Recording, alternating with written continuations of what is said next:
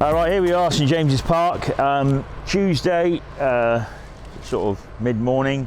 The boys are here putting the gravel bands in, and it's interesting to see the profiles that we're picking up from the archive stuff, the stuff done over the last 12 years, and proves that it's all still there, but our problem was just the surface, getting the water through that surface, which we're addressing with the fibre sand.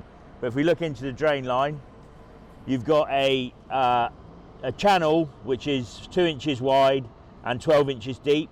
It's half filled with stone, pea gravel, so the stuff that was delivered on the car park, and that'll be nice and free draining, and that cuts through the main drains which run at 45 degrees across the pitch every 3.5 metres, which you can see if you stand up in the stand.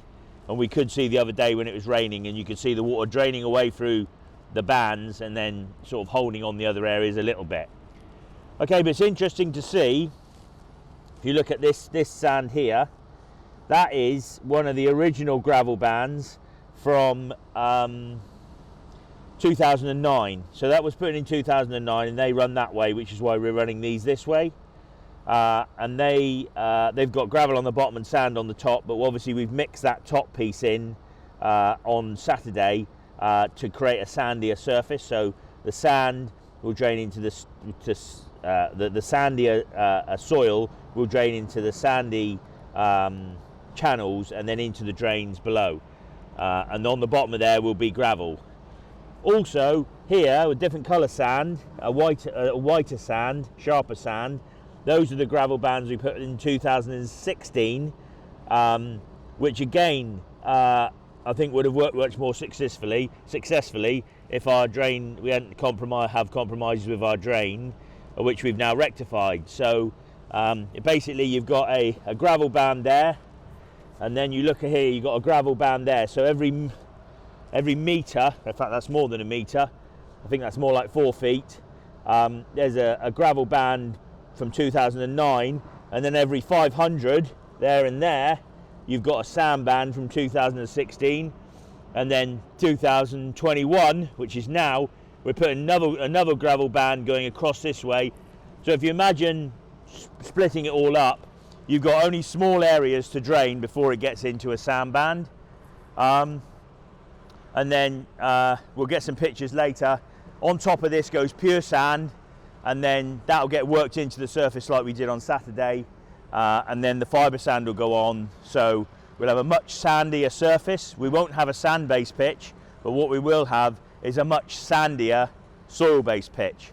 So if you imagine back in 2009, 600 tonnes was put on and worked in, and 2021, 550 tonnes is going to be put on and worked in, plus the gravel, so you're going to have 1,200 tonne of sand on this surface, which is going to improve it over time. And ongoing, the most important thing is investing in the pitch every year, taking off the surface, incorporating more sand and sometimes more fibres to keep the levels up to the agreed level which it needs to be at, and then there's no reason why we can't have a pitch we're going to be proud of, and it's up to us to take ownership of it once these guys leave, grow it in and see where we go from there. So how long will this process take? I mean, it looks like it takes a while to do one band, and then what's after that? Okay, so basically this is going to take this is the longest process. This is about a 3-4 day process, and what they're doing is these bands will go across at metre centres, but they do a 5 metre centre, and they don't work directly next to each other, so they do 5 metres and then they'll come and do halfway between the two, and so we never destabilise the pitch too much in one go. So they'll just spread their wear and make sure it all settles down. But yeah, this is a very, very complex process, loads of operations going on. These guys have done it many times and they know exactly what they're doing, and it's something we would never be able to do ourselves. I mean, just here there's probably over £500,000 worth of kit just here alone today, and stuff's already gone away. So it's mega money, and that's what it costs money to do. And then the materials aren't cheap either, but it's worthwhile. It's a great investment, and we're really looking forward to the grass starting to grow. But the only thing you guys will see is the grass, but you can see the amount of work that goes in under the grass all the work goes in under the grass, and then all you do is see the little bit growing up, which is amazing. I guess the most important thing to ask you as well, have you got control of your car park yet? Not really. I've handed that over now. I've got the Cat and Fiddle, more drainage work starting at the Cat and Fiddle tomorrow. The contractor was supposed to be coming in a couple of weeks' time, but he's been put off his job building a football pitch somewhere. So he's phoned me yesterday, can he come to the Cat and Fiddle? I'm going, yeah, get it on, so I can get those pitches in play well in advance of Matt needing them when we do pre-season. So yeah, it's all a bit busy at the moment. Well, hopefully supporters will find these updates interesting, and I'm sure there's plenty more to come as well.